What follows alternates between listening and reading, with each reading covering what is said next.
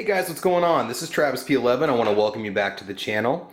Well, if you've been following the channel, you guys know that I've done a disassembly and cleaning as well as a range test on this particular pistol. What we have here today, guys, is the Springfield Armory 1911 Range Officer 45 ACP pistol.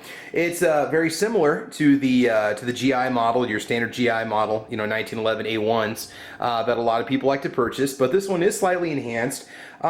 Just my disclaimer to get this out right now. This video, again, it's just for informational purposes. I just want to talk about my experiences shooting this pistol because I'm not an experienced 1911 shooter. And as we know, okay, I've mentioned this in many of my videos, and if you follow anything in the gun world, you know that there's a lot of controversy right now. Springfield Armory is, again, not exactly in the good graces of gun owners in Illinois or across the country because of their political stance and some of the decisions that they've made with regards to the citizens of their state owning firearms. So anyway, enough of that. I just want to get the information to you about this particular pistol so maybe you can make yourself an informed decision to decide maybe this is something that you want to get. I mean, face it, again, there's a lot of these out there. You might have an opportunity to get one for a really low price. You might be able to trade for one. You might be given one. I just want to talk a little bit about this. Now, again, I am fairly inexperienced with the 1911, but I did own a Rock Island Armory 1911 GI model for a while there. And yeah, so I do have a little bit of experience with it, but again, we'll talk about kind of my impressions of this particular pistol. So first of all, let's just double check and make sure that we're all clear. Okay, nothing in the mag. Chamber clear, dry fire. Okay. All right, so first of all, what do you need to know about this gun? Well, this particular firearm is on loan to me from SS Pawn in Lexington, Nebraska. I'll have their contact information in the bottom of this video for you to give them a call if you're interested in buying it. It does belong to Stan, the owner of SS Pawn, and it is on loan from Stan. And this particular pistol is from his private collection, so it's not something I'm looking at buying or something I'm looking at trading for. Again, I get these guns just to test them and bring you guys the information. So let's kind of talk about the vital information on this particular pistol. What do you need to know about it? Well, first of all, chambered in 45 ACP, all right, obviously. The height is 5.5 inches. The recoil system is GI style, so it's got a fairly large recoil spring in the front with a plug, okay, and you've got this bushing that you remove to take it out. Let's see what else we need to know. It's got the Cocobolo cross cannon is what Springfield Armory calls it. Double diamond grips, and I found them to be very comfortable at the range. I mean, your hands just stick when you're shooting it. I'm so used to polymer guns and their stippling that when you fire something that's got nice wood grips on it, it's amazing the difference that you sometimes feel. Slide is forged carbon steel. It's parkerized. The frame, or your lower, is forged carbon steel. It's also parkerized. Sights on the rear are fully adjustable, which is really nice. Now, they are blacked out iron sights, which unfortunately can make it a little hard to see your targets at a distance. So you may want to look at possibly putting a dab of paint down there or something that you can use in order to see a little bit better. I really struggled once I got out past about 20 yards with my 40-year-old eyes, being able to focus on targets at that distance. Your barrel is a 5-inch stainless steel match grade. All right, let's lock this open so you can see it. All right. And it does have a fully supported ramp. I mean, the barrel is accuracy on this thing was just absolutely fantastic when I was out at the range. Now, you do get two 7-round blue steel magazines, and what was interesting about these mags, I don't know why, maybe it was just me shooting, maybe I was somehow riding the button with the slide stop. When I would use these blue steel mags, there we go, it was not locking the slide open, okay? But I also had these Chip McCormick mags, which are 8 rounds, okay, versus the 7 rounds. And these would lock open every single time. So if you happen to get one of these, I highly recommend these Chip McCormick mags. I used 3 different ones, put about 80 rounds through 3 different mags, and had 0 issues whatsoever. The weight on this is 40 ounces. The length is 8.6 inches. The MSRP is $945.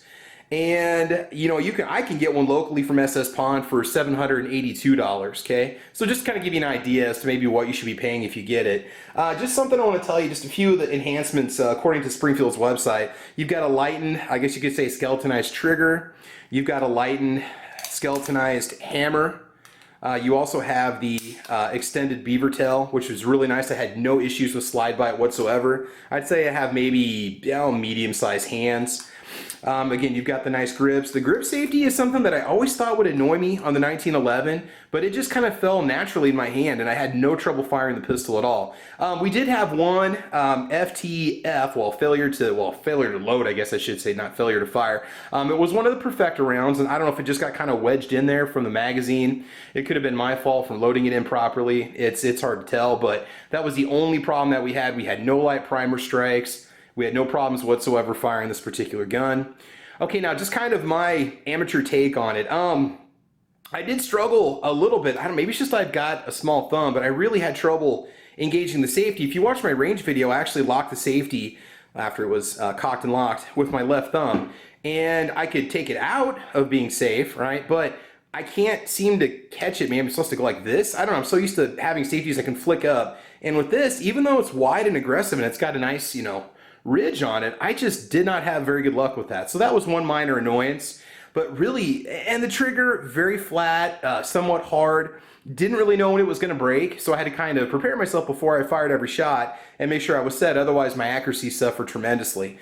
Let's see, what else do we need to know here? The grips, okay, you've got good checkering on the front, on the rear, no checkering on the front, but the gun does stay in your hands nice. Okay, I've got plenty of clearance to get my full grip on it.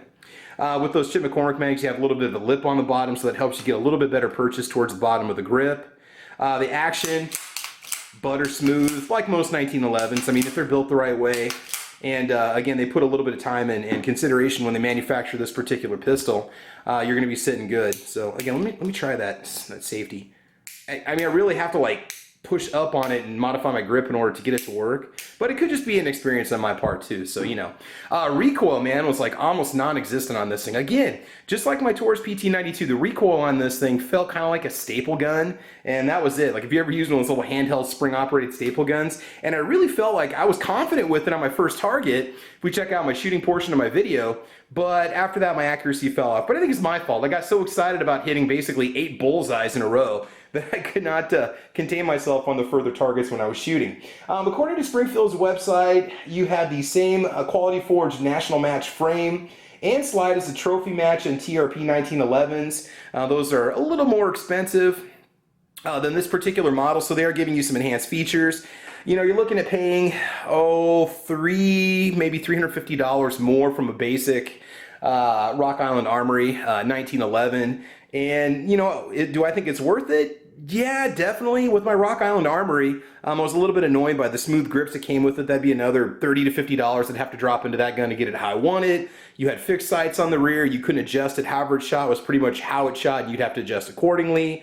Again, the trigger on this does feel pretty good, and you got that custom look, which I think is just really neat in a 1911. I mean, this is kind of that, you drink that Kool-Aid and before you know it, you're going to be hopping up every single part of this particular firearm. Overall, shooting it at the range, it really was a joy to shoot. We just did 100 rounds and had a great time with it. Again, I could have put another 100 rounds through with no issues whatsoever. So overall, do I think you should pick up one of these? I don't know. If you can get your hands on one at a good price, I would say definitely consider getting one. They're very well built. The finish was excellent on it. Very little, if any, machining marks that I noticed on it, especially underneath the slide. You guys can check out my cleaning video if you want to see all those different details and parts. Not enthused about the magazines. Consider getting a nice aftermarket mag. Put that in there. You can see what that looks like. Use that little bit extra purchase on the bottom there. So it was really fun to shoot. In fact, I kind of wish I could hold on to it a little bit longer, but I'm always looking for a new pistol to shoot.